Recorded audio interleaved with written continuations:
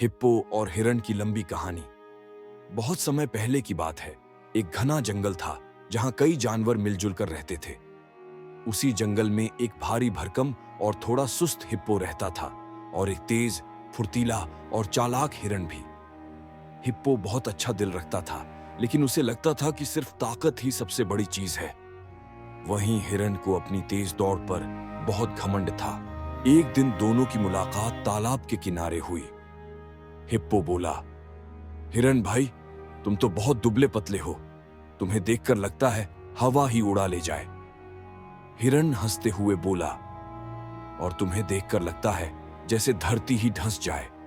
लेकिन जब किसी मुसीबत से भागना पड़े तब ताकत नहीं, तेजी काम आती है। दोनों ने ठान लिया कि अब पता लगाकर ही रहेंगे कि कौन ज्यादा काम का है, ताकतवर हिप्पो या तेज हिरण। तो शुरू हुआ एक अजीब मुकाबला, जंगल की सबसे लंबी कहानी। पहला मुकाबला था कीचड़ से भरे रास्ते से पार जाना। हिरण दौड़ा, फिसला और धड़ाम। हिप्पो धीरे धीरे चला और आराम से पार कर गया। हिरण बोला, ठीक है, एक तुम्हारा, अब मेरी बारी। अगला था झाड़ियों से भरा रास्ता। हिरण छलांग मारता गया, झाड़ियों के ऊपर से उड़ता गया।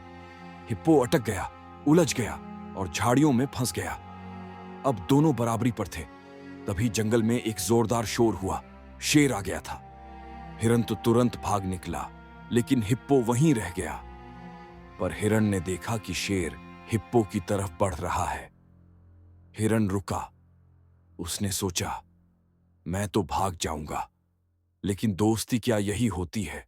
वह वापस लौटा, झाड़ियों के बीच से शेर को चकमा दिया और हिप्पो को खींचकर बाहर निकाला।